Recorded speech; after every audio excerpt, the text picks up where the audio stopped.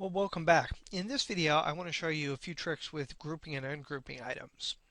And you can see here on my canvas, I've got a couple of different pieces of clip art. This little ship here and the life preserver right here. And if I want to move either one of these items around, I've got to make sure I select everything within the item. I've got a couple of sails here, a mast and the hull. So to move this, I would need to select all those pieces and then drag it. And of course, the danger is you might miss a piece, or you may select too much or too little, or you may grab a background item or something like that. So it's often helpful to group things together. And that's exactly what we're going to do with the sailboat right now. I'm going to go ahead and select all the pieces in the boat just by dragging a selection box around them. And then I'm going to go ahead and go to the Modify menu and select Group. You can also do Control G or right click to get to that command. And you can see now my boat moves as one item. So that can be useful.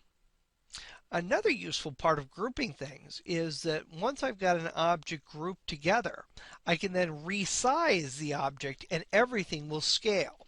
For example, I've got this object group right now, and I can point at the lower right corner, press and hold and drag it out, and you see I can make the boat larger. I could also click on it and I could make the boat smaller, and I can distort it by stretching it if I wanted to. But if the object was not grouped, let's go ahead and get that back to a little bit more like normal. There we go. If the object was not grouped, then I'm going to go ahead and right click on it and select Ungroup here. And we could also get to that from the Modify menu. I can no longer resize the object. If I grab one of the objects, it moves it. So those control points no longer work for me. So I'm going to go back again to Modify and click Group. And again, that becomes one item, and I can now drag and resize from the corner. Now, when you have an object group like this, you can't, with your normal pointer tool, select the different elements within that object. In order to do that, you'll either have to ungroup it or use the subselection tool. The subselection tool is right here. And if I click on that, I can now hover over different pieces of this grouped object, and you're going to see how they highlight. So I can now click on that sail right there, and just that item is selected. So I can now change its color, let's say. I'll go ahead and make it blue there. And maybe we'll make it a little lighter blue. There we go. It's important to remember when you have the pointer tool selected and when you have the subselector tool selected, because this will select an element out of a group. So if I try and drag at this point, you're going to see that it does allow me to drag that element out there. Now that doesn't mean that the object is no longer grouped. It just means that this tool allows me to select an element from within that group. If I select this pointer tool again and drag, you're going to see that everything moves together, including the sail that I moved with the subselection tool. So let's go ahead and put that sail back. I'll go ahead and click that right there. And I'm going to go ahead and drag this back up into position.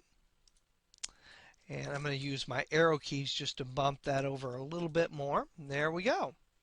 So now I can go ahead and select my pointer tool again, and I can drag that just like normal. And let's see that with the life preserver item right there. I can drag a box around it, selects all the different elements. I can then go to Modify and select Group, and I can now move that wherever I want. I can also resize it. Whoops. I can resize it to make it larger or smaller. And finally, I can use the subselector tool to choose pieces that I want to modify out of the whole group. In this case, I'm selecting the colored bands in the life preserver, and I'm changing their color. And we'll do one more there, just like that. But when I choose my pointer tool, they still move as a group. But again, you've got to be sure you don't have your subselector tool selected, because then you'll be able to pull a piece, or not pull a piece out of the group, but you'll be able to change its position within the group. And I'm just going to go ahead and do Edit, Undo to put that back, and then select my pointer tool again. So that's a little bit about grouping and using the selection or the pointer tool and the subselection tool.